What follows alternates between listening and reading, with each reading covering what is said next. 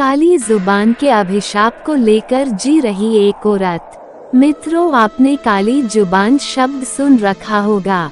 अक्सर कभी किसी के बोलने से कुछ अशुभ हो जाता है तो उस इंसान को काली जुबान वाला इंसान कहते हैं और उसे समाज में हीन भावना से देखा जाता है।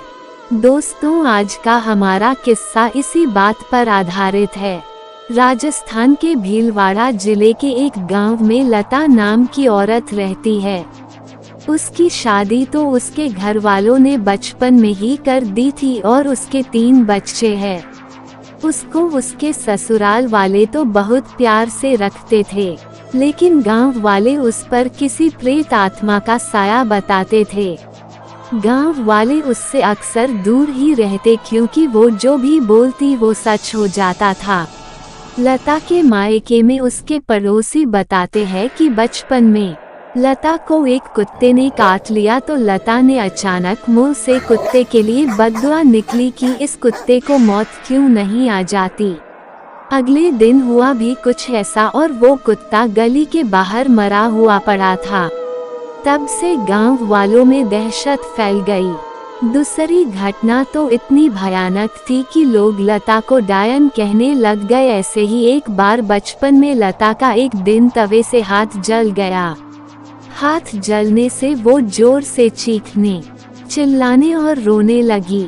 उस दिन घर वाले सब खेत गए थे। उसकी बड़ी बहन घर पर ही थी। वो दौड़कर अंदर आई और अपनी बहन का घाव देखा तो वो बोली, बस इतना सा जल जाने पर क्यों इतना मुंह फाड़कर रो रही है। लता को उसकी इस बात पर गुस्सा आया और बोली, तुझको आग लगे तब पता चले कि कितना दर्द होता है। फिर होना क्या था, अनहोनी होने में क्या देर थी।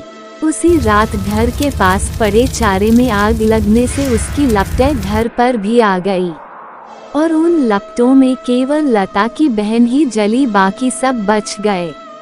काफी ज्यादा जल जाने की वजह से कुछ ही दिनों में उसकी मौत हो गई।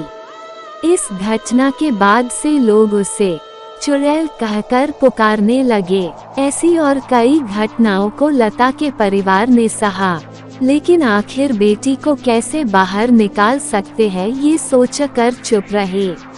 बचपन में ही 10 साल की उम्र में उसकी शादी करवा दी गई। लता का पति पेशे से ड्राइवर है और वो रोज उसे माता के मंदिर में ले जाता है ताकि काली शक्तियाँ उस पर हावी ना हो पाए। लता अपनी काली जुबान के अभिशाप से अभी भी जूझ रही है और अक्सर चुप ही रहती है।